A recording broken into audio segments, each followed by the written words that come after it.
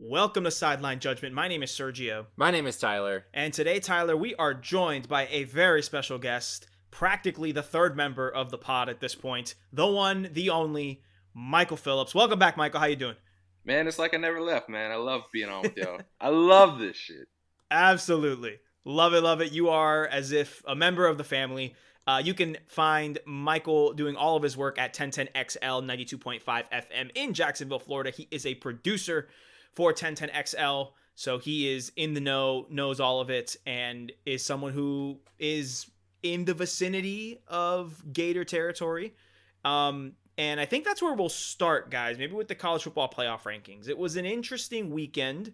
There was stuff that happened specifically in Gainesville that Tyler and I have hashed out, and Michael, I know you have hashed out in other avenues.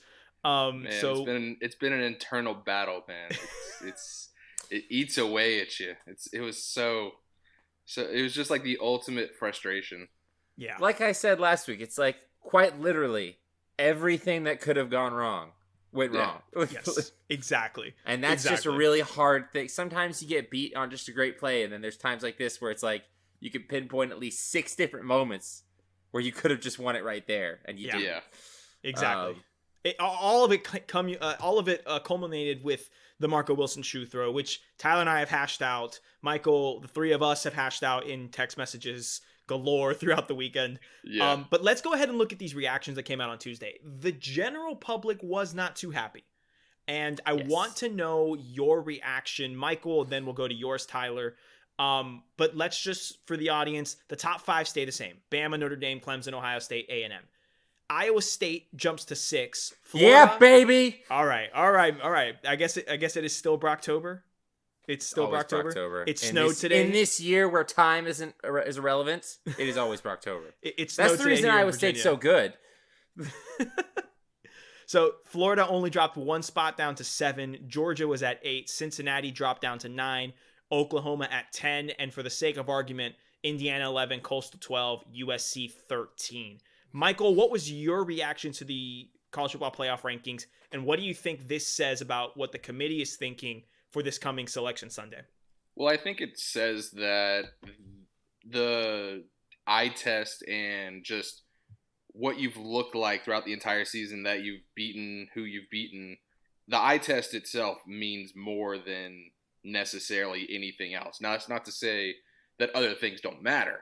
But I think the number one driving force, at least by these rankings, tells me that it's the eye test, because you have obviously an undefeated Cincinnati team sitting there at 9 and hasn't played in a few weeks. And that was kind of an argument made against them by the committee's chair this year. That, look, Florida's been playing games. They've played 10 games now. Georgia's played games, and they've obviously had a tougher schedule. And Iowa State's been playing games there at 10 games, that we value that a little bit more than what Cincinnati has shown. And Cincinnati's a great team. Yeah. But, I mean, and I'm cool with that. I know that, that's a hot button topic debate within college football right now when these rankings come out is, okay, yeah, Florida dropped 1 spot. Do they really deserve to be 7th overall? I mean, based off what we saw against LSU, probably not. But if you ask me, these things can be a little overreactionary. Yeah. If you ask me who's better, Florida or Cincinnati, I'll take Florida, and I'll take 14 points to go along with it. Florida is far and away a better team than Cincinnati. So I'm more on team just who's better than an eye test than I am on most deserving and stuff like that. Like when Ohio State got in over Penn State, even though Penn State was in their conference championship, and Ohio State wasn't. Penn State won the conference. And they won it, yeah. And Ohio State didn't even play in the conference championship, but they got in over Penn State. I was personally cool with it because I thought Ohio State was the better team, even though they lost that year. And it matters, but at that point, I would say that Ohio State would have beaten them more times than they would have lost. So I was cool with it. I know that's more of on the minority side of the argument, but I was cool with the rankings. I was honestly, though, my first reaction, I was like, Iowa State 6 and Florida's only dropping 1 spot. I was completely shocked that they only dropped one I was spot. very shocked. I'll say that I think there's one explanation for why Florida's at 7 and it's because Georgia's at 8. And the reason for that is because, as we said for weeks, that this committee has overranked Georgia, in my opinion. Yeah. But then they fell into that trap where the like Florida beat Georgia pretty emphatically head to head. So it's like they don't want to drop Florida below Georgia. However, you can't drop Georgia after beating Missouri by 40 points but you've already kind of ranked them too high. So now you can't drop them, but you can't drop Florida. So Florida only goes to down 1. Iowa State, by virtue of not playing, goes up 1. I do think that, like, I would take Florida to beat Cincinnati. I would, because I think that when you lose in the manner that Florida did, late losses in the season are tricky because it's really hard. You're judging on a thin margin, but it's really hard to throw out everything else we've had to this point. Right. Like, you can't throw out the other 9 games Florida's played. And a lot of those problems came up in the LSU game. That's why Florida lost. But it is one of those things where it's just hard. And, like, as a biased Florida fan, I'm like, that's surprising that we're at 7. I thought we would have fallen farther. But again, and I hate to be like this because I know it's never the answer. It doesn't stand on the principle. But these things always figure themselves out. Like, I just cannot find myself to get too worked up about it. That these group of athletic directors and former coaches get into a room and think that they know a lot and rank teams only for the conference championships and the games that are played to figure it out for them. And we all get mad about the process, and I very much agree with that. But it's also like, I mean, Florida and Iowa State getting ranked up here is gonna figure itself out in like a couple days. Right. Exactly. But it is also the thought process of the Cincinnati thing. But the reality is that just Cincinnati, it's one of those things that we kind of get into ourselves, is that like every year we ask ourselves, is this the year the group of 5 teams going to make it into the playoff? And every year I think the answer is always is eventually going to be no. Like, right. And that is a longer standing argument of like, is there gatekeeping the group of 5? Absolutely. And I think you have to reframe also when you get mad about this, that it's like, oh, they're screwing Cincinnati. I'm like, no, they said at the beginning of the season, this group screwed the group of 5. Like, I would argue they said at the beginning of when we started with the playoff in 2014. Yeah. Said that. Which is part of the reason I can't get continually worked up about it, because it's the same damn thing that happens every year, and you know what happens about it? Nothing. So until they expand, I'm not going to get worked up about it, because yeah, they're getting screwed, but we know they're going to get screwed, and the group of 5 honestly should probably go do something about it. Like, they should just say, we're not going to take this, and form their own playoff. So let me play Reese Davis for a moment, because if anyone who saw the selection show on Tuesday night, Reese Davis was on one, and he was just throwing haymaker after haymaker. And as someone who grew up attending many group of 5 games in a group of 5 household, and then went on to Florida to have my own Florida fandom, I think the issue here, and you said it, Tyler, is the process, right? The process of selecting is an issue. What gets me and what I get agitated about is the committee picking and choosing when certain criteria applies and to which team that applies to. So for example, Cincinnati hasn't played since November 21st. I understand that. And it's very easy to get out of sight, out of mind. But when you look at Ohio State, they've played 1 game since that November 21st date, and they have stayed put at 4. You look at A&M, who I think hadn't played in 2 or 3 weeks, and they've stayed put at that 5. So what you're telling me is that criteria will go into your favor if it is in this situation and in the past for a Power 5 team, but that doesn't apply to the group of 5 teams. It's as if the group of 5 teams are held to a different standard than the Power 5 teams. And I understand that the majority of that is quote unquote benefit of doubt, right? Like, I understand that the athletes that Ohio State and A&M and Florida and Georgia have, that those athletes are pure and pure, hands down better athletes. We're going to talk about signing day in a minute. This is where it happens, right? I understand that there's better talent on those teams in Cincinnati, but there comes a certain point where, why are we playing the games, right? If there's always going to be this ranking that is based off of, oh, well, who has the better team, or who in a hypothetical game in a matchup, we're never going to know if the games aren't played. And this like subtly dropping down Cincinnati, Coastal being ranked 12, who I believe, given their resume, they have 2 top 20 wins, right, against BYU and Louisiana. And when you look at it, Louisiana, who's ranked 19 in this ranking, beat Iowa State, and it wasn't even they beat them; they dominated them. They won by 17. They won by 17 in Ames. Like I remember talking about that game, Tyler. We were thinking, oh boy, what's wrong with Iowa State this year? Yeah. Like there were some serious red flags at the time. So the fact that they don't even get that quote unquote respect when you look at, and I'll give the same argument for Ohio State, a USC team who almost lost to a horrible Arizona team that just fired their coach, right? They've played 5 games. You look at, I feel like you look at Georgia, like we all agree here that they ranked Georgia too high early on, and now they're kind of caught in like a web of lies, right? Where they're in this weird position where the floor for Georgia is probably too high. Just the committee's fault if they're exactly, but that's my issue, and that's where I feel like a lot of people and the anger and the resentment kind of came up to a boil this past week or yesterday, since we're recording on Tuesday, because of this situation. And listen, I understand that it's going to work itself out, but I just feel that we've seen time and time again that the set of rules that group of 5 teams play with are different than the set of rules that the Power 5 teams play with. And I, an idealist, right, a revolutionary, I don't want to tear down the system. I want to reform part of the system, right? I want to go in and personally, we can have a whole in the off season. The 3 of us have a podcast about podcasts. Oh, we will. We will. I'm sure we will have it, and I'll bring it up. And that's not right now. It's not the moment. But I'm just saying that I feel like while I understand where you're coming from, Michael, I feel like we fall on different sides of this coin. But guys, that's okay because that's part of what makes college football great. These discussions, because I was going to say, like, just for argument's sake, and I don't necessarily agree with what I'm about to say, but then you said all that against Iowa State, those teams that Louisiana beat and all that, and but Iowa State beat Oklahoma. That's a better win than any of those 5 teams have. And even then, and they play a tougher conference schedule. They beat Texas. They won a Big 12 regular season championship. And then I'm not saying I agree with all this, but these are all things that have to drop the table. College football is an extremely subjective sport 100% that we want to fit into an objective, narrow box. And I do think that there are things we can do to fix that. But Nicole Auerbach said it, I think, best. I think it was Nicole Auerbach that said it, where it's just like, with the college football playoff, call it what it is. It's an invitational. It's not like a playoff. And it's a great way to put it. And it's one of those things I don't necessarily.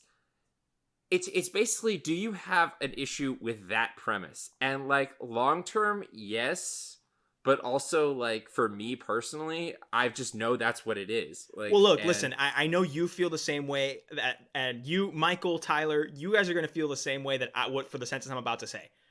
A playoff that includes Alabama playing, let's say that the playoff is Alabama against Alabama, Clemson, and then Notre Dame, Ohio State.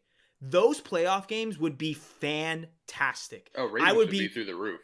Forget the ratings. The play on the field. Those would be fantastic football games. It'd be great quality. And I get it that their whole thing, going back to what you said to put a bow on it, Michael, that, the eye test is clearly what's been the most important for the playoff committee. And the eye test is those probably are the 2 best semifinals that we could get. It's a matter of invitational versus a playoff. You're right, Tyler, on that. So I don't know. We could talk about this for hours. Oh, and we will in the off season. We will. And Michael, we will definitely. You will be joining us. Yes, but, you will. My whole thing is that again, it's just these things eventually figure themselves out, and I think the process questions. I don't think the process questions. I don't think are ever going to really get fixed until we expand or we put in a set of rules. Because having no rules is what's allowing for all this.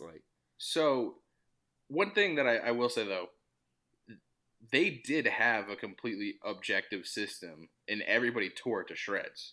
It's what we had before the playoffs. We're college football fans. We'll complain about anything. The BCS was exactly that. It was all computers. It was all numbers. Everything was put into an algorithm, and there was no subjective anything. Well, and that's people why still tore it to shreds. Yeah, that's why before we started recording, I saw on ESPN a headline. I haven't read the article yet, but the headline is American Commissioner calls for a return to the BCS. He was like, let's just go back to BCS. And just funny. This is just funny to me. But it's just like I remember having a talk with some of my UCF fans in the Scott Frost, Mackenzie Milton year. Like, oh, if we were at the BCS, we would be in. They would have taken out of these, like power hungry college football ADs hands. And I'm just like, actually, there's a Twitter account that does the BCS rankings, calculates them as they would be. Yeah. And UCF would have been 7 going into playoff week that year. So it's one of those things. Yeah. And they would have torn that to shreds. Exactly. And there's no perfect way to do this because unlike the NFL where everyone plays the same amount of games, you have the same structure, college football can't do that, and I don't think they should do that. But expansion would help. I think, but the reality is Alabama's probably still going to get in the playoff in the championship game. Yeah, I really think that it would be amazing if we did get like a full governing body of college football, like a president, a CEO, somebody that can help mitigate and not necessarily make things even, but put everything under a similar umbrella in terms of schedules and stuff like that, to where it becomes closer to what the NFL has. They'll never get there, but they shouldn't. But I agree with what you're saying. Yeah, but I think if they do put in a governing body, it helps mitigate some of those issues. Now this year is different. I mean, you have an Ohio State team. That is a good point.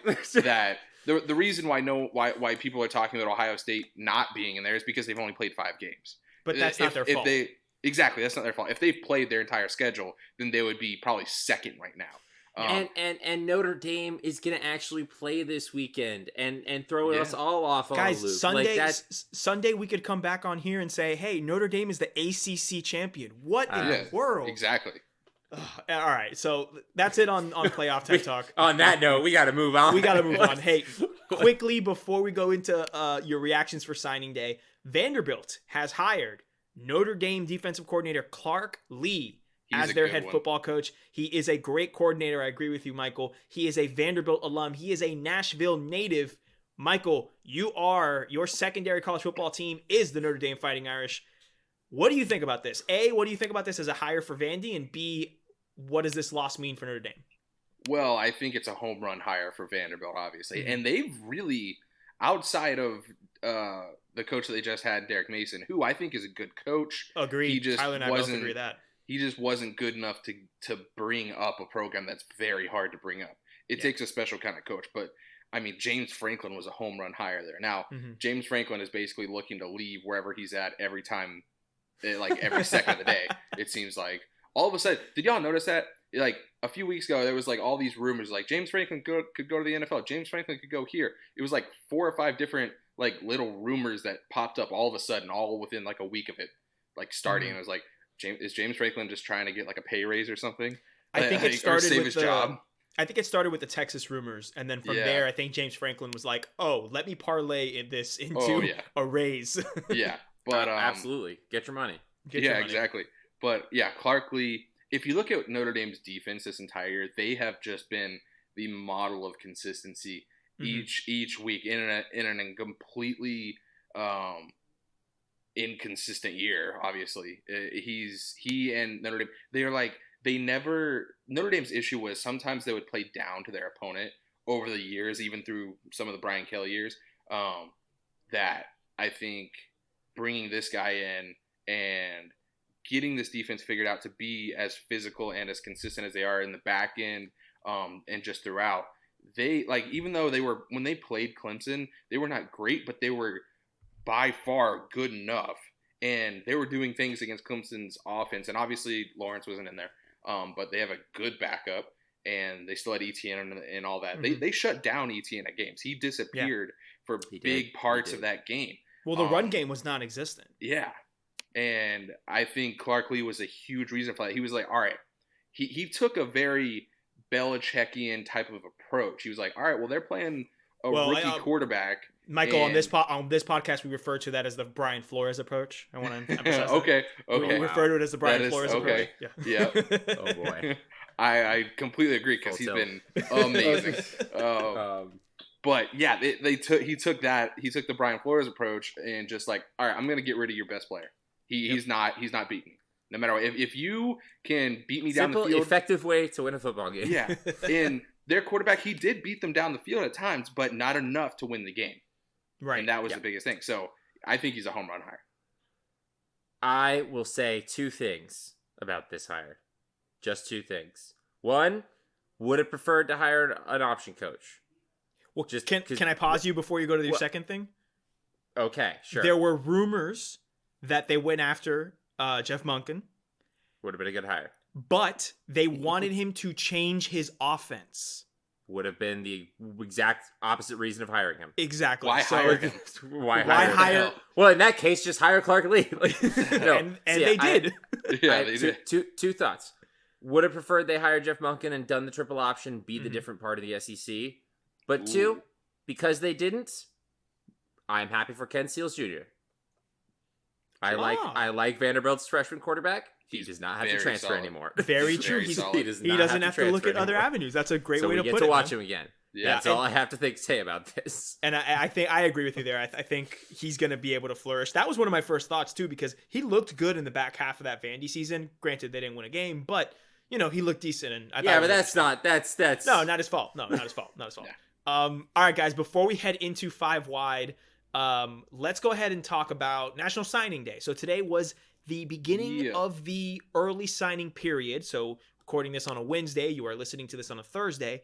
Recruits have until Friday at midnight, I believe, to sign their national letter of intent. If they do not, then they have to wait until February when the actual quote-unquote signing day happens. But because college football is just, smash and grab in the Wild Wild West, this has become the de facto signing day because the best players, most players sign to kind of reserve their spot, to say the least. So I'm going to go ahead and read you guys the top 10 recruiting rankings according to 247 Sports. Number 1, you have Alabama, who as of now has 24 recruits. 6 of them are 5 stars. At one point earlier today, Michael, I texted Tyler. They had 18 recruits at that point, and a third of them were 5 stars, and I was like, this is just unfair. Don't they have like 4 of the top 9 receivers in the country? Yes. They signed the number 1 and the number 2 ranked offensive linemen in the country as well. Yay. Yeah. Let's just move on before we get sad. Yeah, that problem's going to go away real soon. Yeah. Number 2, you have Ohio State, naturally. Number 3, you have Georgia, who, as we know, Kirby Smart, fantastic recruiter, not the best in-game coach. I said what I said. Then you have a pair of Tigers, LSU at 4, Clemson at 5. But LSU has 4 more commits. Exactly. It means the player average is better for Clemson. So the player average is better for Clemson, exactly. And we've seen quite a few decommits from LSU over the past kind of week and a half. I don't think that Florida win really helped them long-term there. But as we know, they have a great stacked roster right now. So next year they get things on track. They could probably fix that up. And guys, we're talking about a down recruiting year for LSU being 4. Like, let's, you know what I mean? Yeah, let's chill. And then Clemson 5, as stated. Oregon 6, highest ranked. Oregon, highest ranked Pac-12 team, 0 5 stars. Their ratio is fantastic. They have 16 4 stars, 5 3 stars, and no 5 stars, and they are in the top 6. They are above Oklahoma at 7, our beloved Florida Gators at 8, Michael's secondary team, Notre Dame Fighting Irish at 9, and rounding out the top 10, you have the University of Miami, who has 2 5 stars and 11 4 stars. So, guys, recruiting reactions, anything you think kind of stood out to you today? What did you guys think? Well, for me, in the top 10, nothing really other than, look at you, Oregon. Yeah. Getting up there. This is what the Pac-12 needs. This is why the Pac-12 needs to hire Urban Meyer. This is why they need to hire Urban Meyer, because Urban Meyer's going to make everybody recruit. Well, that's the thing. Mario Cristobal is kind of raising that floor up for Oregon, or for the Pac-12. Actually, to me, the more interesting stuff, personally, is beyond the top 10. And I'll just cherry pick here and there. North Carolina at 13. That's pretty big. Wisconsin at 16 is pretty huge. They do not recruit that well. They're just a consistent program. 16 is pretty high for them. Texas at 17 is pretty low for Texas. Ole Miss at 18 is pretty high. Maryland at 19. Arkansas at 20. I have to, because this is we are all Florida alum. Florida State is at 31, and I just have to say he. Hold on one second. Florida State is behind programs such as Nebraska, Cal, Minnesota, and right above them, the Washington Huskies. The team right after Florida State is North Carolina State. You love Ha to see ha, it. very funny. Ho ho, it is to laugh. Yeah, I mean, that's me, a Florida fan, being facetious. Petty. But yeah, no, interesting. Some programs in different spots. Ole Miss and Arkansas recruiting so high makes sense when you think of the coaches that they have. Mm-hmm. However, it's just weird to see them that high. Yeah. You know, it is. It's just weird. It is. It's It cool, is a little though. bit weird. Interesting stuff. Auburn's in the 40 at number 40.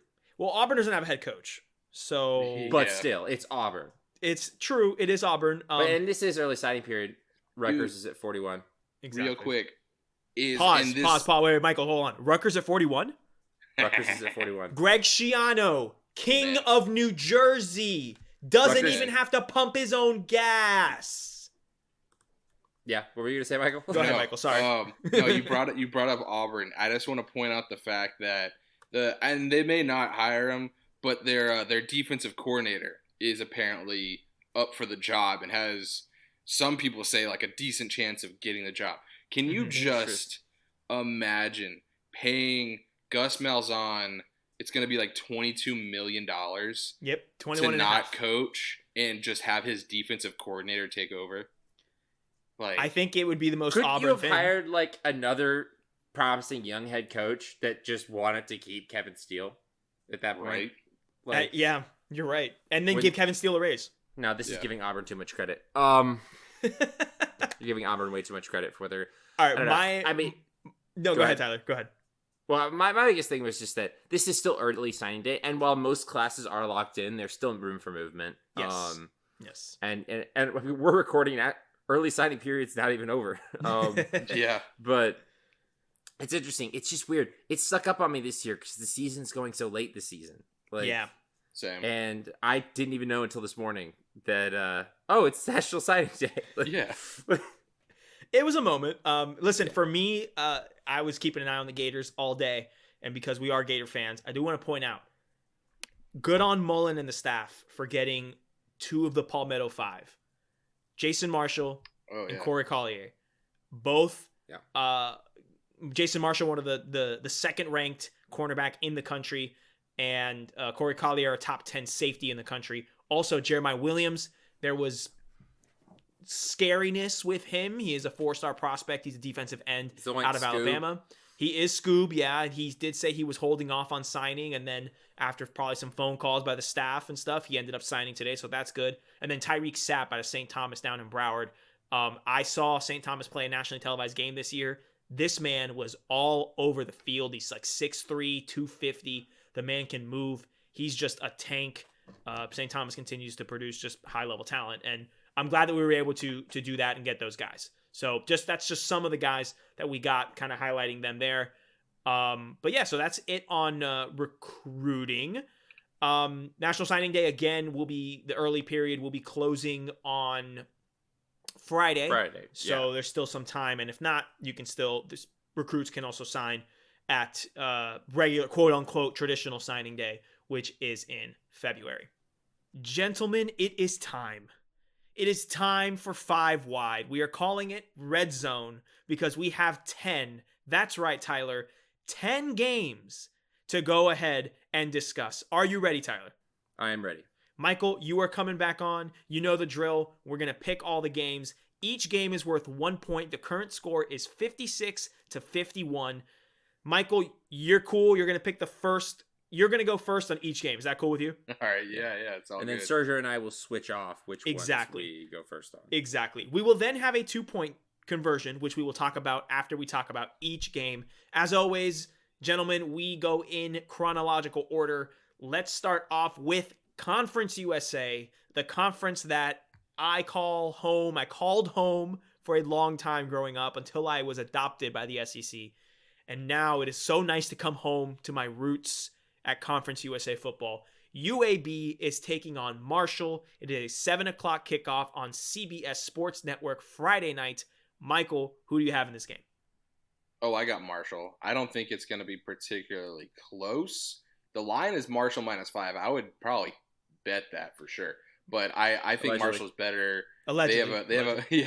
They have a much better defense, and their offense is I think Marshall has a slightly better offense, but I think their defense is far and away better than UAB's. I could see this game being like a 42-28 game that heading into the fourth quarter is like maybe a tie game even, or like a 31-28 game, and then Marshall pulls away, gets a couple of scores late.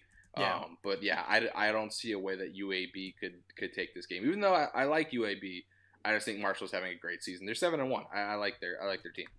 Tyler? I'm gonna agree with Michael on this one because I love me my UAB Blazers. I love me my Dragons. Yes.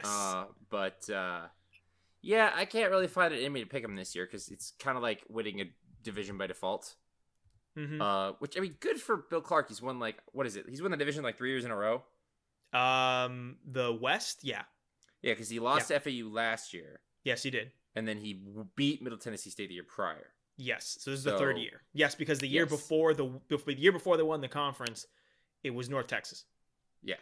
Yes. I'm embarrassed. Well. I'm embarrassed that I know that off the top of my head. Do not be embarrassed. Do not be embarrassed. Conference USA stands over here. Let's go. I'm gonna also take Marshall because Marshall's a good team. Other than losing to Rice 20-0, I don't know where that came from, but beyond that, they're a really good team. So I can tell you where that came from because I saw that game in its the second half in its entirety. Marshall turned the ball over a lot. And if there's one way to lose a football game that you shouldn't lose, it's turning the football over. Just ask the Gators last week. That's my last one. Sorry. Had to just No, it isn't. No, it isn't. It's not. We got a whole game to talk about later. Don't lie to the people. Tyler, I know I need to make up some ground here, but it's not going to be here, dude. It's just going to extend it. I'm also going to go with Marshall. Michael, I may or may not have allegedly already put something on that -5 because I agree with you. That line is too small, my friend. It's way too small. Way too small. I think it's funny because I've seen a few Marshall games this year, but the most recent one being that Rice game that they lost. And watching the game, it's not even like Marshall played bad. They just turned the ball over at the strangest times. They outgained Rice. They had more first downs. They held the ball for longer. It was simply just they turned the ball over. You can't win a game like that. So I'm going to go with Marshall as well. We're in unison here. Let's go ahead and put the second game of that Friday evening. We have the MAC championship. Ball State is taking on Buffalo. It's a 7:30 kickoff on ESPN. Michael, the conference where all the games are the same. The conference where all the games are the same. All the teams are the same. Yeah. Michael, who do you have? Oh, I got Buffalo. I have not watched hardly any Buffalo football, any Ball State football, but I did watch when Buffalo's running back Patterson went for 1 billion yards. It was like 600 and Jared touchdowns. Patterson has 1,000 yards and has only played 5 games. Yeah. He's averaging over 200 ridiculous. yards per game. That's what I call efficiency.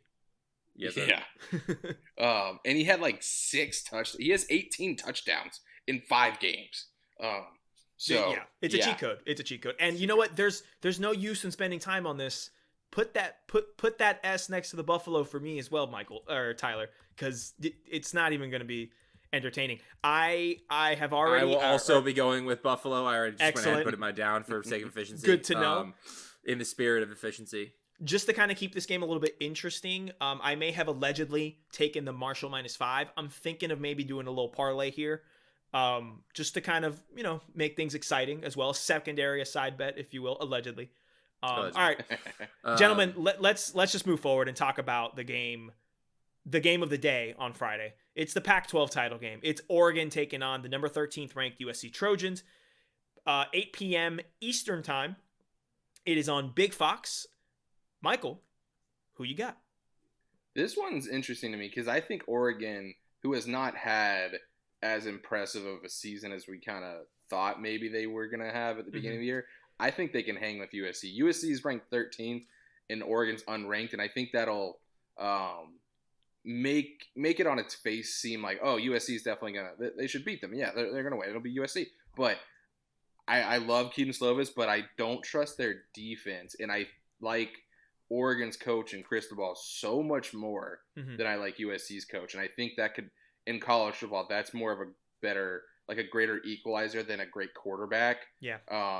As in like the NFL, it's like if you have a great quarterback, that's just really tough to beat because quarterbacks are so much smarter in the NFL.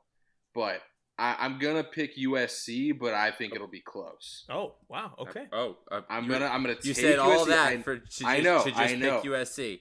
Okay, Yes, let me break it down for you people.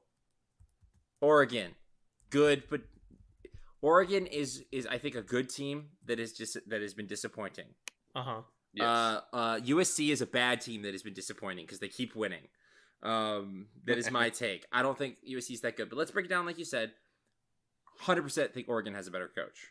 Agreed. I think Keaton Slovis is a better quarterback, but it's in this arguable system of if you're matching up offenses, USC, they can if you let them get into a rhythm passing the ball, they're very tough to stop. They run the air raid. Keaton Slovis runs it very well. They have North Carolina tendencies in terms of throwing. They're a great third quarter passing attack if they get it going. Yes. Oregon is way more balanced. I still think Tyler Shuck is a really good quarterback for Oregon. Mm-hmm. But if you flip it over to the other side of the ball, I think, because football is about matchups, I think Oregon's defense up against USC's offense, that's the matchup to watch. I think Oregon can win on that side. And I think Oregon's offense will be able to move the ball against USC's defense. Mm-hmm. I'm going to take the Oregon Ducks. Okay. Should be the Washington Huskies, but that is neither here nor there. I should have 52 points, but we can have that conversation later. Sure. I think Oregon will win.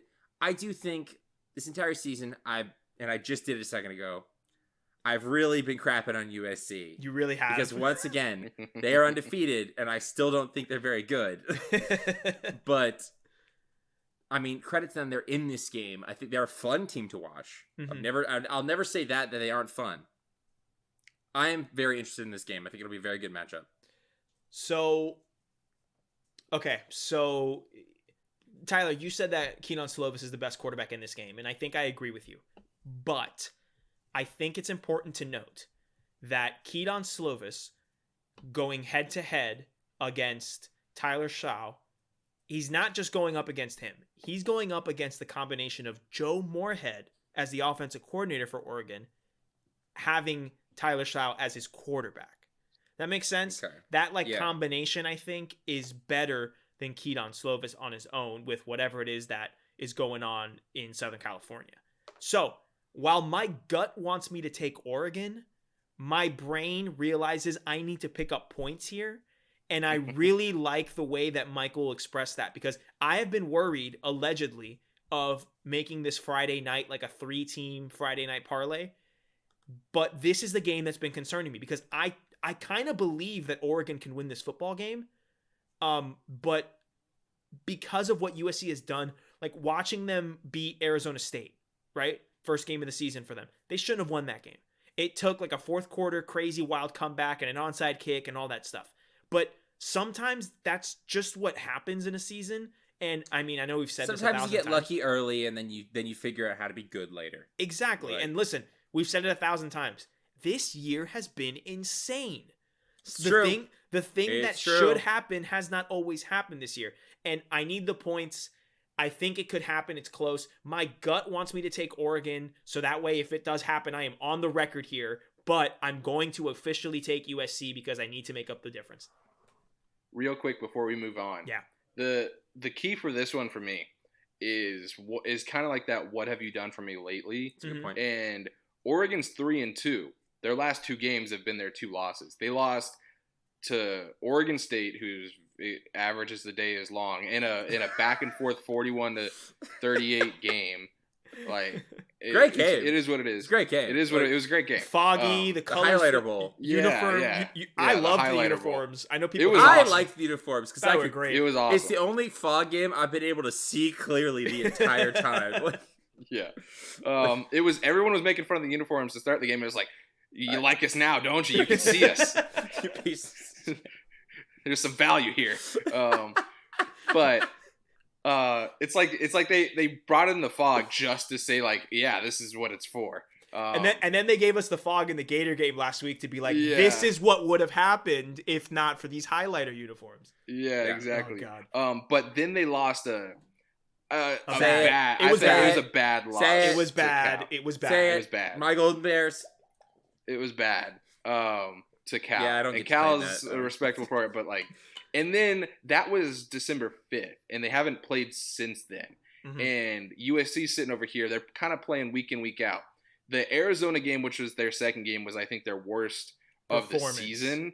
And they still won the game, but, like, you should not have been struggling to barely squeak by an Arizona team that sucks. And even the UCLA game that they played this past weekend was, yeah, they shouldn't have given up that many points, but they matched them. Yeah. Throw for throw, bar for bar. But and this is also an argument for USC. It took some Keaton Slovis heroics late in the game. But that's the thing, Tyler. We know he can do that. Yeah. That's not a problem. Like, if it's not, they're not depending on it, but they know that there's break glass in case of emergency, and that's a big deal, especially in a conference championship game. It is a lot easier to drive on UCLA's defense than Oregon's defense, just saying. I will say this. It is, but Oregon's defense gives up 28 points a game. It's not like they're world beaters. Took the words out of my Clay mouth. Helton wins another Pac-12 championship. I'm done. Like, I'm done. Like, throw away the program. USC's you're throwing it. They should fire him. They should have fired him last year. Never mind. It doesn't matter. Listen, yeah, I will say they went from like 75th or whatever it was in ranking in recruiting last year. They're, I think, 13th this year. Yeah, they made a significant improvement. Another team that a shortened schedule has really helped them. Yep. Yeah, for real. And listen, last thing before we move on, the Auburn job is open. I am aware that they are looking internally, but who knows if Mario Cristobal has one foot out the door? Who knows? Apparently didn't he shut that down? I thought the other day. Why would you leave Oregon to go to Auburn? Oh no. I can make the argument. I can make the argument. Other than money. No. I arguably think you know how much easier it is? You have a better shot at winning a national championship if you keep building Oregon the way you do. You know I why? disagree. Okay, we're gonna get into this conversation. Your biggest rival is a Washington team that is with another coach that is his first year. You don't have to play Nick Saban every year. And then on top of that, you don't have to play an SEC schedule. So if you get Oregon, they almost made the playoff with Justin Herbert last year, and they're recruiting better than they were when they had Justin Herbert. Hold on. I agree. No, go ahead. Finish. The path to win a Pac-12 championship, to get into the playoff, and to win the national championship is least resistance at Oregon as compared to Auburn. I'm not saying that you shouldn't take an SEC job, but I just don't know if I would take the Auburn job. So I totally see your point. I don't think it's easier. It's easier to have more consistent winning seasons. Exactly. But you just got to win one game. The Pac-12 has gotten into the playoff only twice. The first year with Oregon, when they had Marcus Mariota, and that Washington team that got completely destroyed. Let's call it how it is. That couldn't get past midfield against Alabama. Exactly. They scored on their first drive. What are you talking about? After that, they couldn't get past midfield. Yeah. So I think a resident Pac-12 defender out here. yeah, exactly. But no, the SEC, coaching the SEC is something no coach will admit, but it's a pinnacle of college coaching. It is. So there's that. No, I agree, but go ahead. Also, number 2, recruiting's easier at Auburn. That's my biggest thing. It's so much easier to get a kid to go to Auburn than it is to Oregon. So much easier.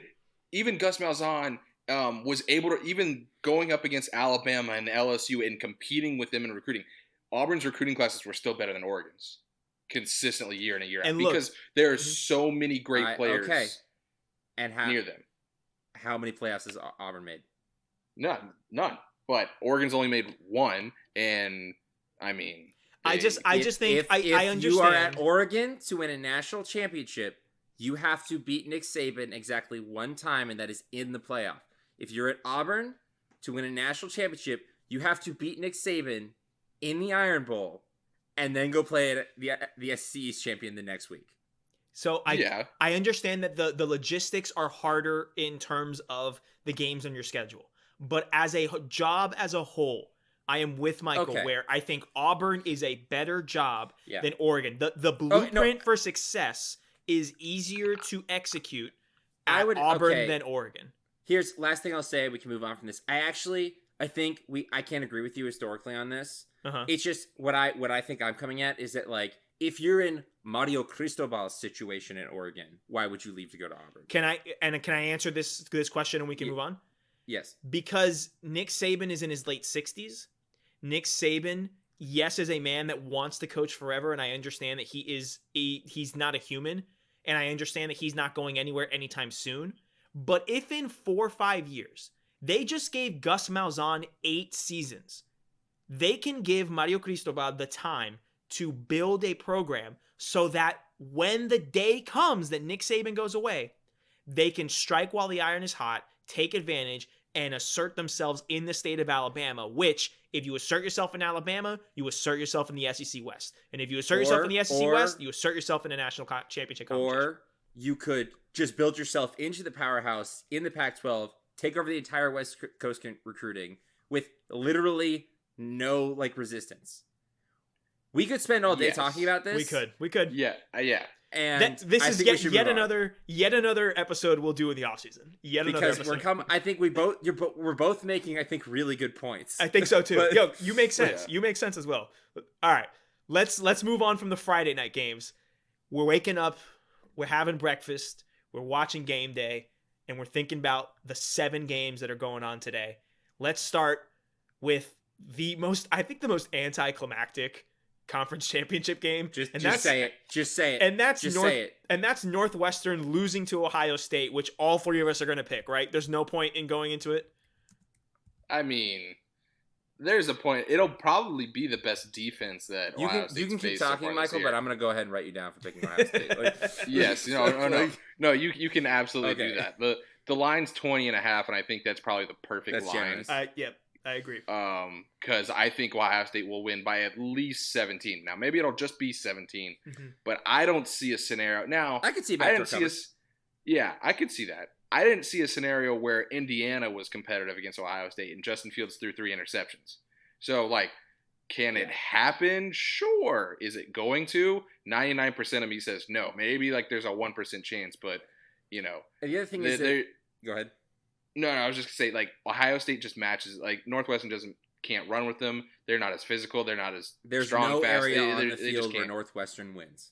There's no area on the field where Northwestern wins. And I think that's the easiest. There's not a blueprint for it. There's nothing. There was a way the Indiana matched a 1 against Ohio State. Their wide receivers could beat Ohio State's corners because Ohio State's corners have not played very well this season. Mm-hmm. There isn't anything that Northwestern does better than what Ohio State can match up against it. Yeah, I think the only thing they could is do some announcing, but hey, they're not called the Fighting Reese Davises for nothing. So hey, that journalism school. That was amazing. Medill, baby, Medill. That is a noon kickoff on Fox, Big Fox. But the game that I think we're all going to be watching intently, on our primary screens, not on our laptops, is Oklahoma and Iowa State in the Big 12 title game. It's a noon kickoff on ABC. Michael, who you got, man? I got Iowa State. Oh, yes, sir. Yes, sir. Let's go. You can talk in 1 second because vindication. Go ahead. Because this is what I look at. They don't have a better quarterback, but I think they will have the better quarterback on Saturday. Performance. Ooh, yes. That's a good one. That's a good. NFL careers won't match up, but in this one game, I think what Campbell and Purdy have at Iowa State is something that it's not something that Oklahoma I think can beat. Oklahoma can completely demolish Kansas State or Texas, and I think the way that they match up. The last thing I'll say on it though is I truly think the coaching is even, and Oklahoma has the better players. Yes, but Iowa State I think plays to their ceiling more than Oklahoma does. They are, I think, and what's crazy is I know I'm saying this in a year that Iowa State lost to freaking Liberty by 17. I know, but over the last few weeks. The last few weeks, I love what Iowa State's putting on film. I love how they look. They've gotten better each week. They have gotten better each week, exactly. That West Virginia game was insane. I was that they were just executing on everything. They really were. And Oklahoma, I'm just gonna look at the last game. Iowa State beat West Virginia 42-6, and Oklahoma played Baylor 27-14, and they won by a few scores. And the narratives going into those games were so flipped because we expected Oklahoma to kill Baylor, And the West Virginia game was the like, oh, watch out. They were calling what was eventually actually happened to Florida. And they were going to say, it's going to happen to Iowa State, and they killed them. Yeah, I think this is going to be a game to where it's going to be back and forth. It's going to be close, and I think they're going to need like a special teams play or one crazy or two crazy plays that kind of flip the script, give their offense like a short field, whether it's a turnover, a great play in special teams or whatever. And I think Iowa State is going to be that team to make those plays. Mm-hmm. I just like them more. Also, one of their receivers, Xavier Brewer, was a Bartram kid, so shout out to him. There it is. There's the real reason. Tyler, what about you? Oh, well, we know who you're taking. We know who we're both taking here. All right, or Xavier Hutchinson, it has been who's their leading receiver. It has been foretold. But I do think, and this allow me to be stupid when I say this. This is sort of movie crap that Iowa State's going through right now. Like this is like this. This team is a great story, and that's not what wins football games. Trust me, I know. But I do think there is a substance to it in the fact that Iowa State, they play harder, they play more consistently than every team that they go up against, and in this year specifically, where teams give up a lot, and I don't blame any of them.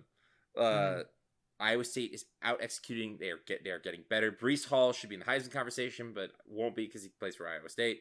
And on top of that, they have a very unique kind of offense because it's very tight end heavy. It's very Patriots. Yeah, no, it is. They run matchups. It's pretty. And I think it's a good system. I'm obviously gonna take Iowa State because those are my Cyclones. I think that this is Matt. I hope this is not Matt Campbell's farewell, but Oklahoma could easily win this game. But it's one of the things that I think this is an Oklahoma rebuilding year, and losing the Big 12 championship is pretty good for a rebuilding year for your program. Yeah. But I feel like this Oklahoma team, they don't really have what's in them to flip that extra switch just yet. They'll have it next year. Oklahoma is going to be damn good next year. So, but I'm going to take Iowa State. So I'm going to take Oklahoma, and I'll tell you why. Tyler, let me ask you a question. Is it easier or harder for a team to beat a team twice in one season? Oh, that's good. It's harder. It's harder. Michael. It's good. Michael. Yeah. Matt Campbell is a defensive-minded coach, correct? I believe so. Yes, and Lincoln Riley is an offensive-minded coach, correct? Yes. And when a coach like Lincoln Riley is able to see a defense once already lose to that team, they've made mistakes. Do you expect for Lincoln Riley to make those same mistakes again? Oh, no. I think Lincoln Riley and that offense is going to have a day. Yeah, exactly. But that's where I'm getting at. And now, let me also give you the nail in the coffin for me, metaphorically speaking. This is, and I do not think I'm exaggerating here, this might be the best Oklahoma defense of the decade. This might be the best Oklahoma defense of the decade. No, it's not. I mean, you're only competing with last year's team. Like you're only competing with last year's team. We don't need semantics. We don't need specifics here. We don't need that. My point is, as much as my brother, Oklahoma alumnus, will be, I think I would have been thrown out into the snow if I would have chosen a different team. But no, I genuinely think that this Oklahoma defense is going to be able to throw something at Purdy, not to stop him, but to slow him down a little. And that's just what you need. You need him to slow down a little in order for the Oklahoma offense to kind of fire on all cylinders that we hope and we think that they will. Now, is this game going to be close? Absolutely. Are we going to be down to am I going to be chewing my nail beds in by the end of this game? Absolutely. But apart from needing the points to make up ground, Boomer Sooner, I got to go with Oklahoma. I got to go with them. Real quick. Yep. Okay. I see your point is completely correct. It's not just it's not just a good point. I think I completely agree with you that Spencer Rattler and Lincoln Riley, having played this team before, will have a great game plan. Yep. It'll probably be a foolproof game plan. Mm-hmm. And they average 43 points a game. I don't think that they'll hit that, but not because their offense isn't good. Did y'all watch the Indianapolis Colts take on the Green Bay Packers? I did not. A few Not weeks ago. live. I went back and rewatched it. I did not. So, Sergio, since you didn't watch it, Green Bay is a very prolific offense with arguably one of their better defenses in the last few years. They're a great team. Yeah. And most times they would you would bet that straight up they would beat the Colts more times than not. But the Colts ended up winning the game. And they didn't only win going away. They dominated Green Bay in the second half of this game. Green Bay came out to a lead. The Indianapolis Colts came back and just controlled the game. And this is where your guy, Tyler, your running back, Mr. Hall. Brees Hall. This is Brees Hall. This is where he comes into play. Okay. That's true. Iowa State with a coach as smart and as solid as Matt Campbell knows his defense is not going to stop Oklahoma. Yeah. But their offense can limit their possessions to the point to where if they can continually grind out 6, 7, 8-minute drives, and they don't even have to score every single time, or get in the end zone every single time. If they can grind out these drives, which I think they have the potential to do, they can just limit the offense. And when you limit an offense, you saw what happened with Florida, where last week when they're playing LSU, you maximize mistakes. Yeah, you maximize mistakes. You throw off rhythm. And that's the biggest thing, I think, with a team like Oklahoma, their rhythm, when they get into a groove, they're almost unbeatable. But I think it could throw off the rhythm enough. That's just my prediction. It may not happen, right? But that's my but I feel avenue for victory. I feel like if Iowa State is to win the game, that's how it's got to be. Keep the Oklahoma offense off the field. Yeah. I agree. Yeah. All right, guys, let's move forward. We're kind of running short on time here. We want to get to the Gator game. This is an important week of college football. So Big week. We're gonna go over today. Oh, we're gonna go over. We still gotta hurry up. We got a lot of games to talk about. All right, the Sun Belt Championship game, gentlemen. Louisiana. This one's good. Yeah, this is a great game. This is on the laptop for sure. Louisiana taking on Coastal Carolina, 3:30 Eastern on ESPN. Michael, who you got? Dude, I got Coastal, man. They got 2 top 20 wins. I think if you're going to make an argument for a Power 5 team, first of all, I don't understand why the committee's not making the argument for Coastal, or people aren't making that argument, because I would take Coastal over Cincinnati every single day of the week and twice on Tuesday. I love their team. They scheduled a BYU team last second and beat them. And so I got Coastal in this one. Liberty's been great. Obviously, they have a more marquee win beating Iowa State by 17. But yeah, I got Coastal in this one. I think that makes You're me. Next. I'm next, right? You're next. Yeah. Tyler, I'm staring at you through the screen, trying to see who you're gonna take. Okay. All right. This is one that really sucked for you to be going. It does because here's the thing. There's justification for either one. Here's my question. Is Louisiana going to need to use a long snapper? I need to know this information before I make this pick. No. All right. Billy Napier, please text. Yeah. Billy Napier, number 1, are you going to use a long snapper? Number 2, are you going to Auburn? I just need those questions. Yeah. No, I think because I'm going first, I think I'm going to have to go with Coastal. Because, again, 2 top 20 wins. I like Louisiana. I really do.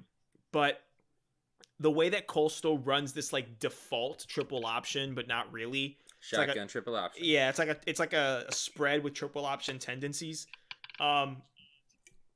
It's like a pistol type thing too. And that defense playing fantastic. They held that BYU team that scores in the 40s to the early 17 points, baby. To 17 points. Like incredible performance. Zach Wilson's going to be the 2nd overall pick. Nah. No. Listen, it goes back to something you said when talking about that BYU Coastal game, Tyler, that the Coastal defense did a great job of giving them every yard they wanted except the one they needed. And I feel like that's something that could come into play. Give me Coastal, Chanticleers. That's who I want. Tyler, who you got? You know, it's funny because I agree with every single word that you said, and I will also be taking the Coastal Carolina. Oh man! So okay, can I petition to take Louisiana then? Can I petition? I Even though I've made my choice. I will allow it because this is crunch time. This is my Statue of Liberty. This is my hook and ladder. If you want me to go before you for the rest of these picks, I can do that. All right, I just agree. To make it easier for you. I agree. Because if you want to change your pick to Louisiana, because I almost, just for the sake of being different, and because I actually think Louisiana has a shot to win, I almost picked Louisiana. But I think Coastal, both of them are good. It's just who's going to show up, because Coastal Carolina's been a flashy good team this year, right? But Louisiana's been good. That's what I'm saying. Like they've been real good. Yeah. And the case there also is that it's not like I'm picking the other team just because I'm down. I mean, that's part of it, but I genuinely think either team can win. I'm staying away from this game. Yeah, I don't allegedly even want to put anything on there. So, all right, let's move forward to the most important game of the day. Number 3 ranked Clemson Tigers going up against the number 2 ranked Notre Dame Fighting Irish. This is the ACC championship game. It is a rematch of a regular season game played earlier in the season where Notre Dame won in overtime at home against a Trevor Lawrence-less Clemson team. It's a 4:00 kick. It's on ABC. Michael, who do you have? All right. So I'm going to preface this by saying that I don't, in my heart of hearts, necessarily have the conviction, or the confidence, I guess, of my pick, but I'm going Irish. I think that Chris Lee, even though he just got hired by Vanderbilt, will put together a good defensive game plan. And I love Brian Kelly and what he's done this year. You know what's crazy? This may be in the minority. You guys may disagree with me on this. But I think this year, Brian Kelly is the better coach than over Dabo Swinney. For like this coaching performance this year? Just this year. I agree with managing all the crap. No, I think I'm with you. I think I'm with you. Oh. And I love what this Notre Dame team has done this year. A lot of people have made the comparison of this team to their 2012 team that went undefeated and then just got rocked by Alabama in the championship game. This is not that team. This team's physical. I think they're better in the trenches than Clemson, both sides of the ball. I love what they did against Travis Etienne the first time they played him. Now, they can still do that. They can't stop Trevor Lawrence. But if you can make them one-dimensional and force them into some obvious passing situations, then you have a chance. I'm not saying that I feel extremely confident about it, but I can see a path to where Notre Dame wins this game, and I think I'm gonna pull the trigger and I'm gonna take the Irish. All right, I go next. Yes, you do go next. So Notre Dame won at home in overtime against the DJ Uiagalelei-led Clemson Tigers. Trevor Lawrence was not there. Trevor Lawrence will be in this game. I'm going to take Clemson. Partly selfishly because I want to see both these teams in the playoff, but also I think, and I talked about it before, like there was the argument that by some people that would Trevor Lawrence have even mattered because DJ threw for like over 470 yards. He matters. And I was like, it matters because game script. Because DJ threw that many yards because they were down early. Because they took Travis Etienne out. And it's one of those things that, like, again, Notre Dame could still do that. But on a down-to-down, play-by-play basis, Trevor Lawrence matters. And he changes the way that game would have been played, in my opinion. I'm not saying that Notre Dame couldn't have won. It was a fantastic win by Notre Dame. Excellent game. Because Notre Dame is 100% the number 2 team in the country. Like, they deserve every bit of this ranking. I want to preface that when I say this. But I do think that this game, and I do think Brian Kelly has been a better coach this season, but Dabo Swinney is still a really good head football coach. And he is great at motivating his team. And they've got something to go play for. So I'm going to take the Clemson Tigers. I think it's going to be a good game. I think Notre Dame would be smart to try and take away Travis Etienne again. Because I've talked about this multiple times in the podcast. The reason that Clemson quarterbacks often get linked to the Heisman because of the quality of them as players. But their offenses aren't necessarily built to give them Heisman numbers. Like, the Clemson offense is built around Travis Etienne. Like, it is. And then they just do Trevor Lawrence stuff on top of that, in my opinion. Like, wouldn't that be nice? yeah. But, like, Florida's offense is built around Kyle Trask's distribution. The Alabama offense is built around it's built around Najee Harris and Devontae Smith. It's built around the touchdown play, but we'll get to that later. And I think that, but I think they could take away Travis Etienne, but I think Trevor Lawrence can make him pay for it. I'm gonna agree. Listen, I know I should be picking opposite of you, Tyler, but I like Clemson that much. Here's my thing. The line is sitting at Notre Dame plus 10.5. Allegedly, a 3-point game. Hammer that. This is a one-possession football game between two of the best teams in the country. I think I agree with Tyler in terms of Travis Etienne. Trevor Lawrence is going to make a difference because of game script. And I want to remind everyone, it wasn't just Trevor Lawrence that was out. There were a lot of other players defensively that were out too. There were Tyler a lot Davis, of defensive players that were out.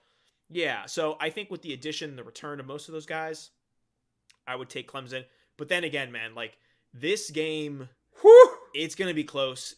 It's going to be great. I'm hoping Clemson wins, and I'm low-key hoping we just get a rematch of the Natty. Like, if we get a part 3 of this, I don't understand. I don't really understand what people have against rematches in college football. One, because as Florida fans, you're not allowed to say that because that's how we won a national championship. But two, also, it's just fun. It's fun that they get these teams get to play each other again. Like, it's so much more entertaining. Yeah.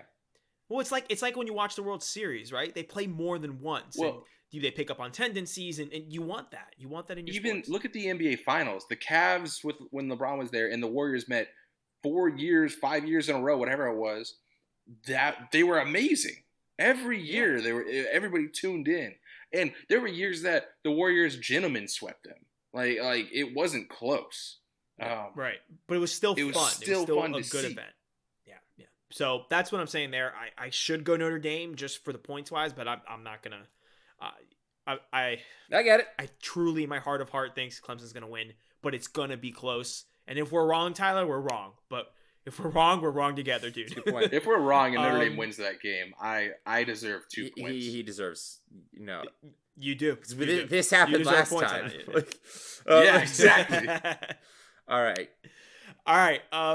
Next game up, the Mountain West title game. Boise State taking on San Jose State. It's a 4:15 kickoff Eastern time on Big Fox. Michael, who do you have? I mean, I'm not picking against Boise State. I can't do it. I like them. I think that they can do it. And San Jose State is a team that I have not seen any of, in all honesty. But I think Boise State is just a higher quality team. This is a situation to where, since I haven't watched much of San Jose State, that I'm going to take the better players overall, and Boise State is that.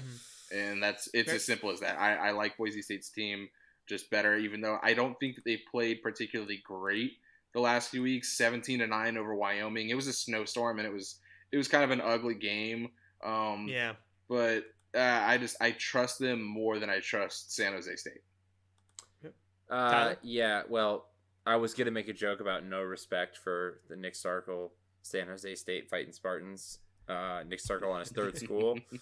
But that is absolutely probably the correct take. I'm also going to take Boise State. Their only loss is to BYU. Yep. So, just I'm going to take that. It's Boise State. Gentlemen, this proves to me that you have not seen a single San Jose State Spartans game. I said that when I first picked them. I know, but I'll own up to it. Give me the San Jose State Spartans, gentlemen. Oh, boy. And I'll tell you why. Because I saw their last game against Nevada. I may have allegedly been staying up late. That's my boy. Because I may have allegedly had something on there. I love you so much. And I had a chance to watch them. And this is a team that does not quit. Boise State has the better players. Absolutely. But does San Jose have nothing to lose? Absolutely. And in this wild 2020 college football season, there is nothing better than San Jose State going undefeated to win the Mountain West in a conference that quite literally nobody cares about. Give me the San Jose State Spartans.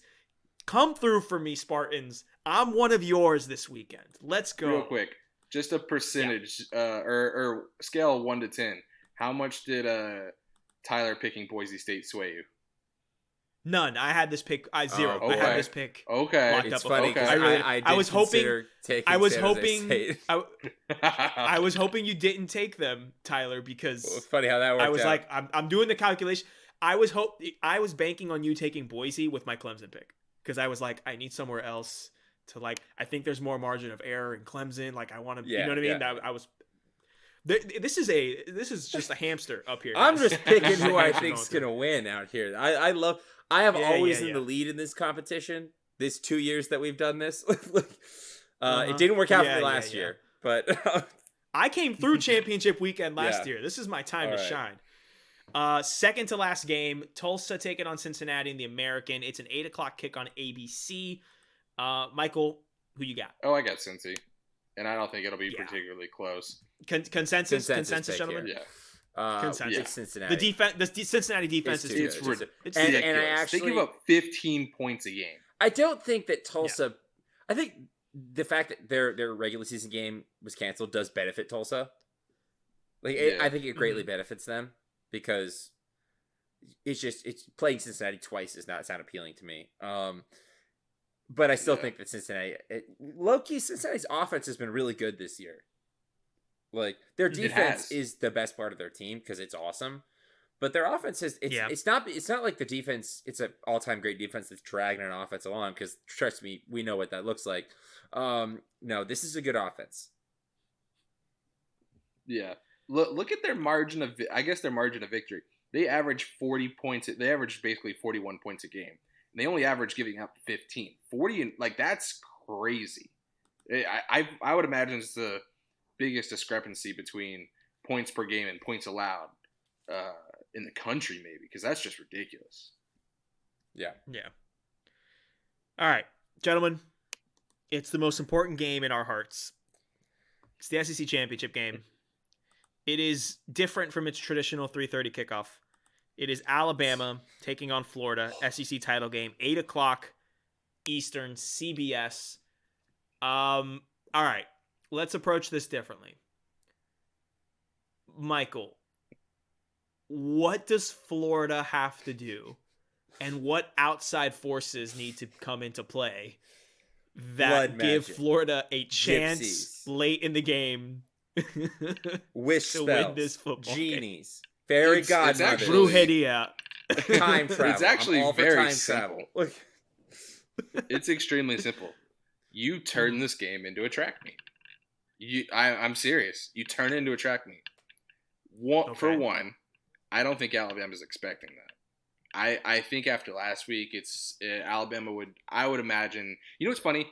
I think Alabama would rather Florida have won by 21 points and just rolled over LSU like everyone thought they were going to do last week than lose that game. Yeah, Alabama. That was like the worst thing that could have happened to Alabama, honestly. Okay. But look, this is one of those situations to where you play to your strength. If Florida runs the ball one time, I'll be pissed. Unless it's the Kadarius Toney on a sweep or something like that, on a jet, or they like. Why are you running? Like a backward. Why are you running? Yeah, or it's like a backwards pass to Pierce or Davis. I'm dead ass. You know what Spurrier did when he first got into the SEC, and what he did at Duke, and what he did everywhere except for like South Carolina, was he legit he would at times completely abandon the run game, and he would not only go strictly wide receiver. Have you all seen Varsity Blues? Been a long time. Amazing movie, by the way. I just watched it again the other day, and it's fresh in my head. And so they legit, and they told off the coach at the end of the game, and he left. And so basically the players were calling the offense. They went 5 wide, and not just 5 wide. They had 5 wide receivers on the field, and they just went air raid, full air raid. Mullen is a good enough offensive mind to where you put Pitts, you put Toney, you put Copeland, and you put Grimes and Malik Davis, I would say, out Flex there majority of the time. Yeah, and you just pick on their matchups. Because this is what I was like. Alabama gives up 16.8 points a game. That's amazing defensively. But it's not the same Alabama defense that we're used that we're used to. Yeah. It really is. That they are gettable at times. Yeah. So what Florida, if Florida could slow down the game with the run game, I would say do that. Florida's Florida not built can't that do way, though. You play to your strengths and you let the chips fall where they may. Yeah. Are you going to win a shootout with Alabama? You might not, but you have a better chance to win a shootout than you do to win a game on the ground. Because Najee Harris and Alabama's ground game is going to dismantle Florida's ground game in comparison. So what ground game? Exactly. Florida's running backs are just receivers. Like they can be, yeah. No. What I'm They saying are is Tyler. They are wheel route specialists. Let's call them by their name. Okay. I actually think Alabama's is gonna hyper focus on taking away the wheel route, because this is the same defensive structure that Kirby Smart plays with, and Saban's gonna know that like that won't work again. He's gonna make sure that they don't get beat the same way that Georgia got beat. Now that opens up so many things for you. If you, in the sense of if you're sending out the wheel route, but you know Alabama's going to have something against that, you can build off of that. You can adjust off their adjustment. And I'm sure Dan Mullen's a football genius, so I'm sure he has that figured out. But I agree with Michael. If I see an under center play that is not a trick play or a jet sweep, I'm losing my mind. Like, here's my thing. Why? If I'm Saban, which I'm not, and I know that's saying a lot, like could have fooled me. Yeah, right. Man, why wouldn't I want to maybe focus all my energy on someone like Kyle Pitts or someone like Kadarius Toney rather than focus on the wheel route? Because I'd rather, this is just my NCAA 14 legendary mode brain working here, but I would rather you beat me with a wheel route than allow for a freak of nature in Kyle Pitts and a human joystick in Kadarius Toney to roam the field. You know what I mean? Yes, but I would say every team has tried to double up Kyle Pitts and it's never worked out. Like, it's one of those things where it's a cut your losses thing where it's like, is it worth doubling Kyle Pitts to just still get beat sometimes? Okay. Or letting them have that, but that literally be the only thing that they have. And I don't know. So, again, I'm not Nick Saban either. Like, yeah, I totally get where you're coming from, and you take away their best option, and Alabama will probably be able to come up with a scheme that limits him. Yeah. But I think when you're playing an offense that is as versatile as Florida's, to where Pitts hasn't even played in some of the games, you can't shut down one thing with Florida and not move the ball. You can't shut down just one. It's just, and Alabama's the same way. You can't shut down Najee Harris and not expect to get beat by Devontae Smith. Yeah, like and Alabama, they've split Pitts out wide plenty of times this season to get matchups on corners who are obviously smaller and weaker. You split Pitts out wide, you're getting 6'2.5" Patrick Surtain guarding him. That's a matchup Alabama can live with. Pitts might win some, but Pitts might lose some. That's a good battle. That's Patrick Surtain is good enough to where I think Nick Saban feels comfortable being like, okay, you can take him. You take him. We'll destroy Toney over the middle and these wheel routes coming on these, down the sideline and stuff like that. We feel comfortable enough. Now, what Mullen will do, or at least he should do in that situation, is, all right, well, if you're going to do that, then what I should do is I leave Pitts more in the slot, move him around, have more bunch formation, stuff like that, it can disguise exactly how you want to match up defensively. So it'll benefit Florida's offense. It'll be that, half second of hesitation from the defense that could get Pitts in position over the middle to body a guy. Kind of thing. Guys, I figured it out. Put Kyle Pitts in the backfield. Run the wheel route. Yeah. I did it. We did it. You know what? We solved your Nick Saban problem. You're joking, but I bet you it's actually a good idea. Mullen and Brian Johnson are sitting there with Spurrier trying to come up with weird plays that you could just isolate. Run it to the field, run it to the short side. Like a short side tight end wheel route. It's not a terrible idea. There's more to football than just that right there. So that would be good for twice in a game. Yeah, I truly do think though that the matchup that Florida should look for is Toney. I think Toney's the guy. That's what I was thinking. Makes this game for Florida if they're able to compete. He's so versatile, Michael. Like you can line him up in the backfield to try to run some kind of sweep. You can have him run short slants. He could go deep. He could beat cornerbacks and safeties and linebackers and just kind of get upfield. You know, he has the speed. He has the twitch. There is one thing I'd be worried about though. What? I do not want to see an 11-yard loss because Tony's dancing around in the back behind the line of scrimmage.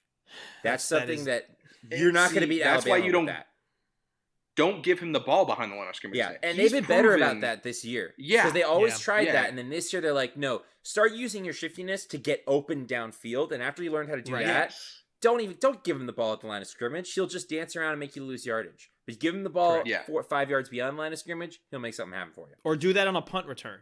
Like that's when you can kind of get shifty.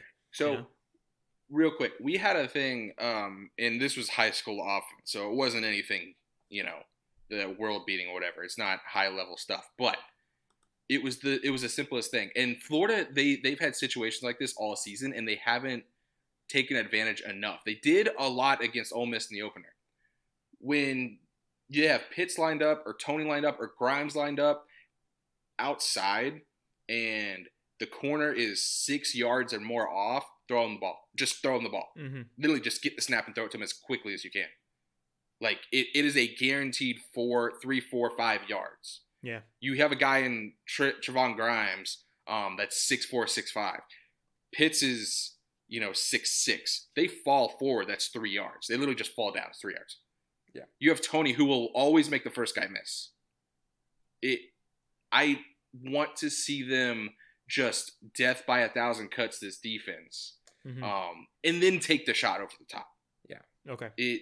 It's one of those things that I really think that's where they can find success in this game, and it's maybe the only way that they could potentially win it. Yeah. I will say, we've talked a lot about Florida's offense against Alabama's defense. It's that time that we've all been putting off. I'm going to be the one to do it. Let's switch sides of the ball. Do we have to? Do we have to? And all right, you know what? I'll take the Band-Aid off. You can't cover Devontae Smith, and you just can't give up stop, on that one. Just give up on that one. And you can't stop the run game. And you can't stop the run game. So what are you going to do? You're going to give up on Devontae Smith, but you're going to load up on the box.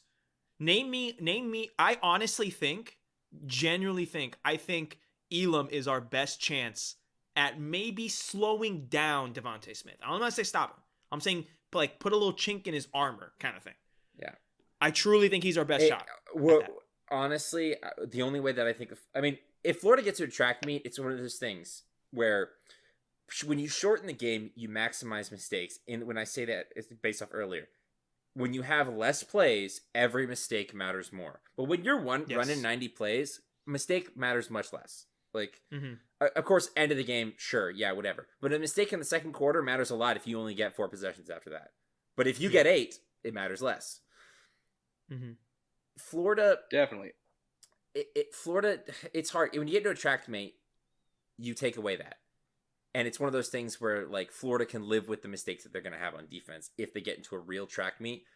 The other thing is Florida's probably going to want to have to get up so that Alabama's offense has to press, which is not something they've done at all this season. And I'm sure they'd be fine doing it, but we haven't seen Mac Jones have to do that, and I'm very interested to see what he's able to do. That's something that I wanted to bring up. Michael, what do you think about Mac Jones's ability to essentially, because if you're Florida's defense, I think the way that you approach this is we're not going to stop Devontae Smith. It's very small chance that we're going to stop the run game. What we have to do is we have to affect Mac Jones. And I feel like this is a situation where it is, ironically, it's designed for Grantham in terms of disruption of the quarterback. And part of me is this game goes better than expected, and Grantham is kind of kept on, and because look what he did against the best team in the country, blah blah blah. And part of me is saying that I think this might be the best chance we have to be in this game late and steal the SEC. What do you think? What do you think of Grantham's, what I presume to be his mentality of pressuring Mac Jones and forcing him to essentially lose the Heisman to Trask on Saturday? Well, similarly to how I talked about Florida offensively and what they need to do to win this game, is how I feel about, like, you made a great point, Grantham bringing pressure and throwing this quarterback off in order to win defensively. They're not going to win defensively. They're not going to win those matchups against Mechie or Devontae Smith, obviously. And is Jalen Waddle's not playing? No, I Is don't he think he's playing. They say in the locker room he's back, but there's been no news otherwise. There's nothing to point to him suiting up. If he does, I will go watch cartoons. Like either way, though, even if he were to miraculously play, which none of us actually think, like, you're not going to match up with them. So here's my what I would do if I was Grantham. I would bring pressure as often as possible just to get to him and force Mac Jones to get rid of the ball quicker. Yeah. Get in his head, hit him, and just force him to get rid of the ball quicker. You're going up against the best offensive line in the country, process. So yeah. Right. Tall task. Just speed up his process. So yeah, it's a tall task, but just bring an extra guy literally every single play. And then play off. Seriously, just play off. These corners cannot match up with them. These guys are too good route runners. Play off and keep everything in front of you. Play, like, cover 3 even. And keep guys, 6-7 yards off the ball. If Devontae Smith beats me 80 yards downfield, that's a recipe for disaster. But I do think it would speed up the game. So bring pressure that allows that. Ooh. All right. Well, with all that being said, guys, it's time to pick the game. Michael, who do you have? I'm not picking against Florida. I got us.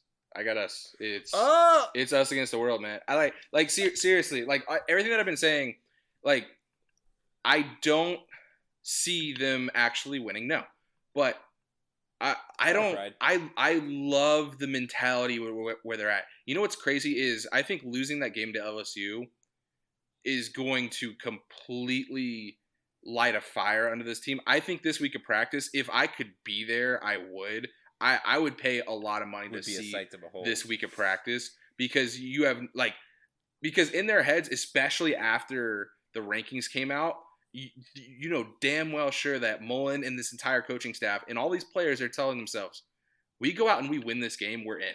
Our season's not dead. We win this game, we're in, and we have a chance to play for a championship. And at the very least, y'all are playing for a conference championship, which is you're playing for pride at the very least. The man in front of you. This is the moment that Missouri lost 2 years ago. This is the moment where that matters. Doesn't matter what you're playing. You're playing for yourself. You're playing You're playing to beat someone. Mm-hmm. Line up in front of me. Want to thumb wrestle? I'll kick your ass. In the words of Dan Mullen. Exactly. That needs to be there for this team. And I would bet $1,000 that was the mentality at practice all week. And so I'm like, in my head, I'm like, look, what we're gonna do is we're not going to try to change this game and limit Alabama. No, we score points and we're an electric offense. Let's see how good theirs are. Let's see if they can hang with us. And that mentality, you have a coach tell you that, you have all the confidence in the world. You can go up against anybody. You can go up against Deion Sanders and say, I'm about to beat you right now. It is a special kind of motivation that I think Florida is at right now after this past week, that I think Todd Grantham, one, is going to call his best game of the season. It's what he did against Georgia. And in the biggest games, I do think he shows up. Will Florida match up against Alabama? Hell no. They don't have to match up against it. They just have to be better than these guys for one night. And I think they can do it. So I'm going Gators. I think that we can pull it off. Michael, remind me when I have kids. You lit a fire in me right now. Yeah, remind me when I have kids to have you coach them, because I'm ready. I got chills right now. I'm ready. I'm ready. I'm ready to line up right now, and I've never played football in my life. It's my turn, right? Yep. Yeah. Yeah. Okay. Tyler, the Florida fan, is like ready to run through a brick wall right now and is believing you so bad, and I'm gonna be rooting for Florida so hard.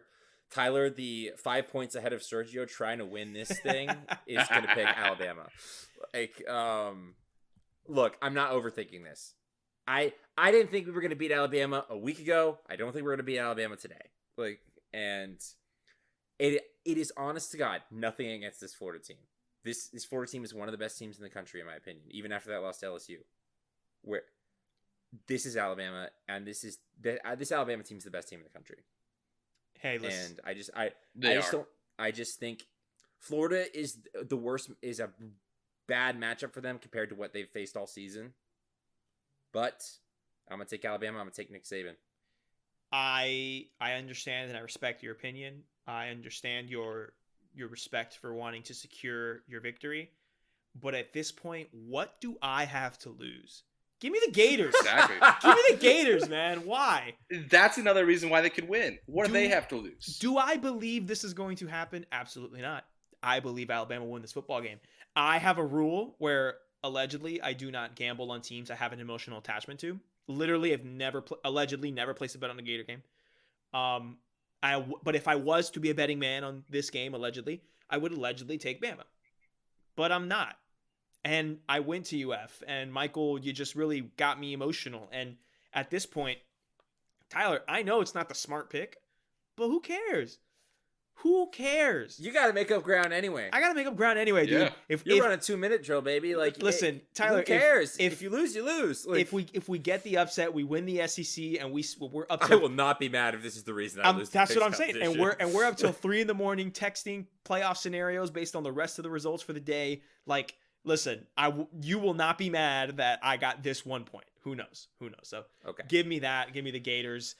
Guys, quickly, we definitely went overtime. Let's just wrap this show up. This is a megapod. It's okay. Megapod, it's all good. 2-point conversion here, non-championship games. I am going to go first because I need it.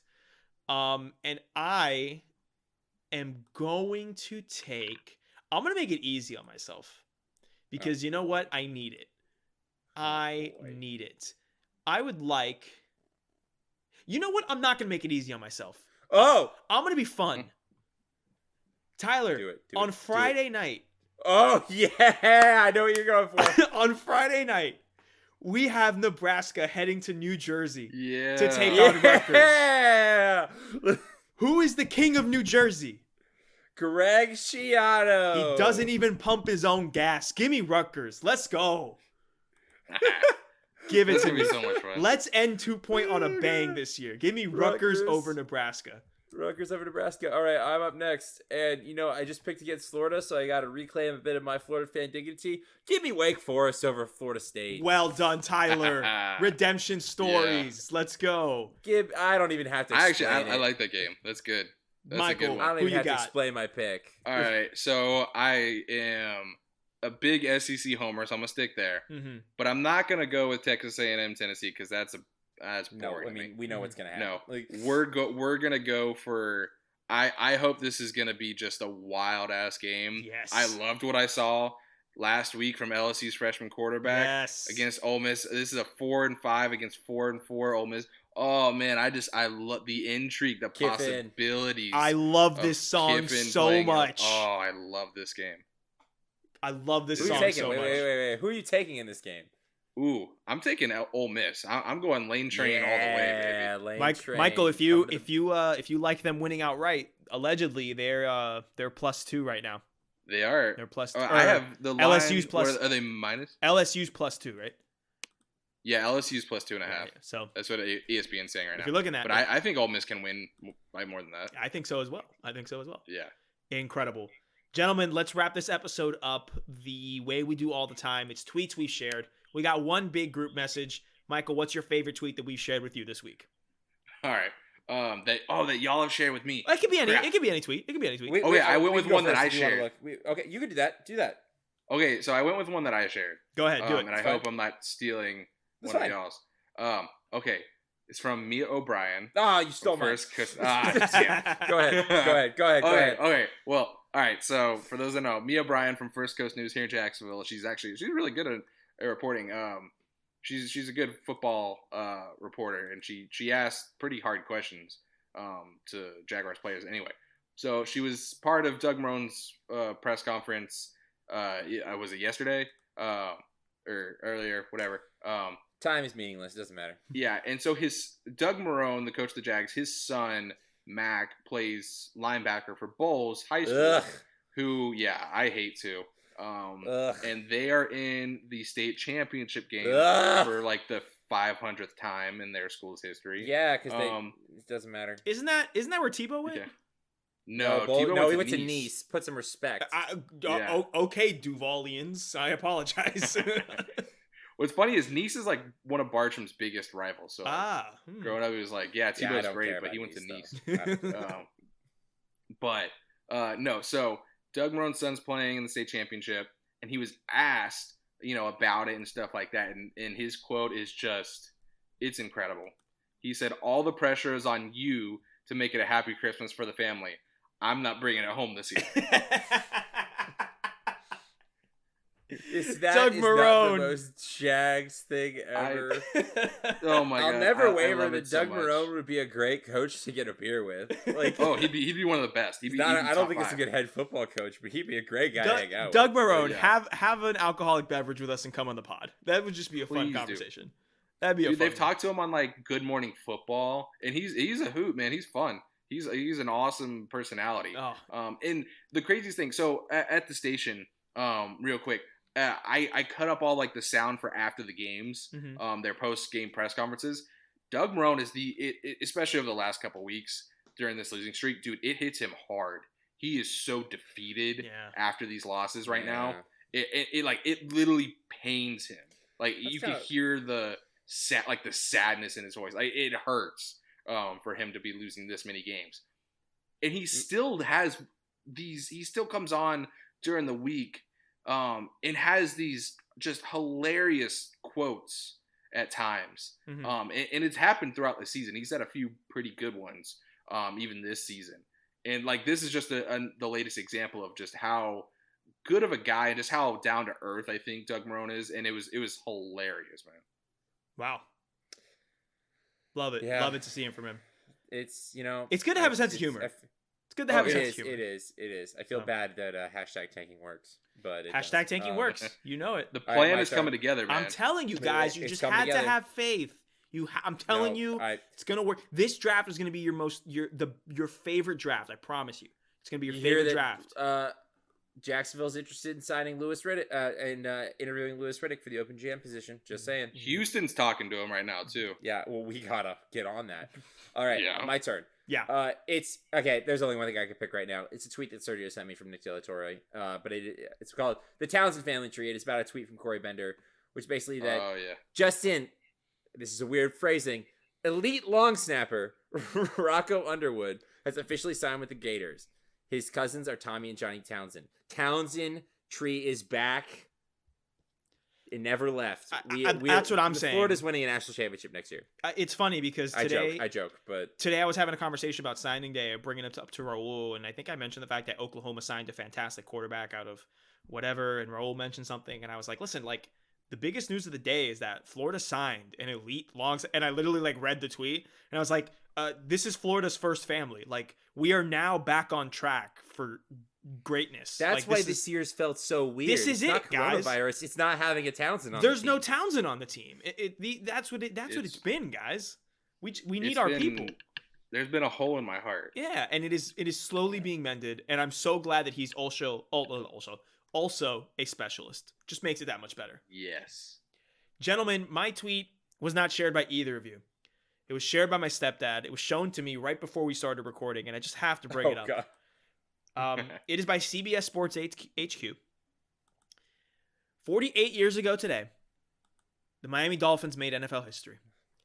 A perfect 14-0. And to this day, no other NFL team has finished the season with a perfect record. Hashtag fins up. And it's accompanied by a picture of the great Don Shula being hoisted out by his 1972 players.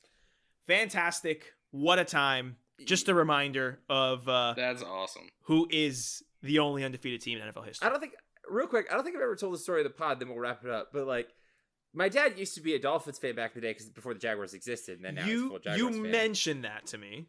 Did I ever tell you that he almost broke up with my mom because she didn't know who Don Shula was? No way.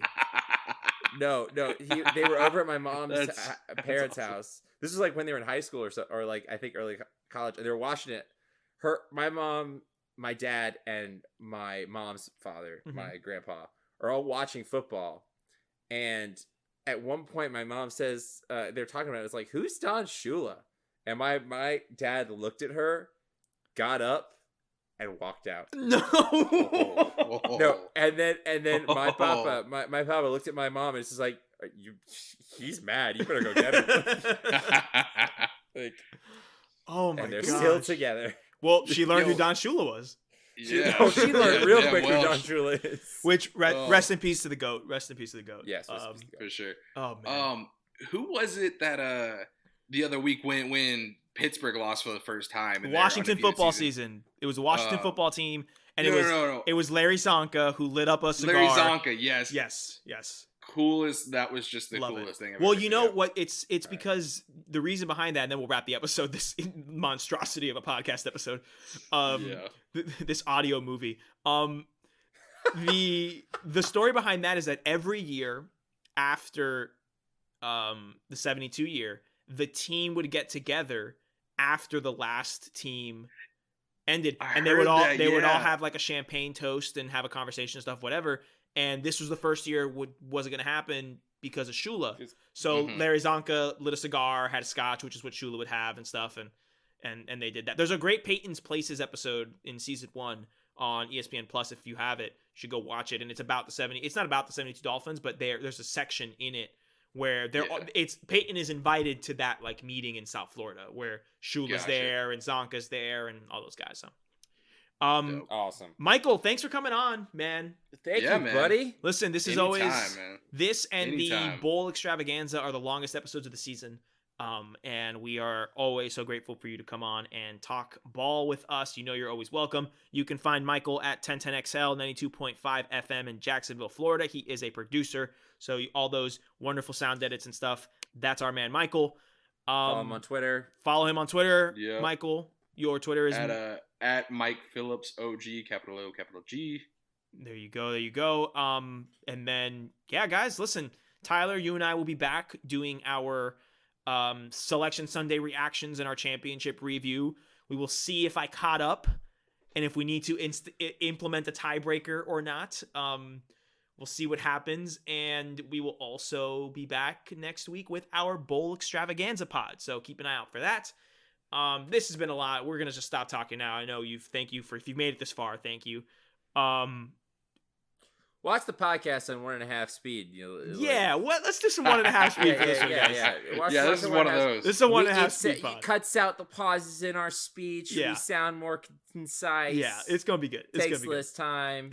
Nice and crisp. Oh man, thanks again, Michael, for coming on. This has been another episode of Sideline Judgment. My name is Sergio. My name is Tyler. My name is Michael. And we are not biased, and we did not forget. But Kyle Trask for Heisman, gentlemen. Kyle Trask for Heisman. Always.